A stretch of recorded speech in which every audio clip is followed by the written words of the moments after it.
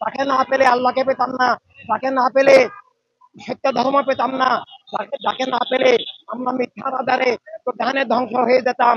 তাই প্রেরণাকে পাওয়ার চেয়ে, আল্লাহকে পাওয়ার চেয়ে, সত্য পাওয়ার চেয়ে বড় কিছু নাই। এটা আজম মানে জীবনের পরম পাওয়া, পরম ভালোবাসা, আল্লাহ তাআলার সর্বোচ্চ রহমত, সেটা আমরা বুঝতে হবে। আর নবীর শুভাগমন ঈদ আজমের লক্ষ্য হলো মানবতার মুক্তি, মিথ্যা থেকে আত্মী। আর সেজন্য মানবতার রাষ্ট্র, মানবতার দুনিয়া প্রয়োজন। কারণ একক ধর্মের নামে রাজনীতির রাষ্ট্র, একক একক মতবাদ, একক জাতীয়তাবাদের রাজনীতির রাষ্ট্রই মিথ্যা জুলুম কায়েম থাকার একমাত্র উৎস। তাই একক গোষ্ঠীবাদী স্বৈর রাজনীতি, একক ধর্মের নামে, একক জাতীয়তাবাদের নামের রাজনীতির রাষ্ট্র ব্যবস্থা বর্জন করে নবীর দেওয়া আল্লাহ রহমত মানবতার মধ্য দিয়ে তার দুনিয়া প্রতিষ্ঠার মধ্যেই জীবন অধিকার স্বাধীনতা তা নবী দান করেছেন, তা উদ্ধার এবং ফিরিয়ে আনতে হবে। সেটাই ঈদে আজমের তথা নবীর শুভাগমনের মিশন।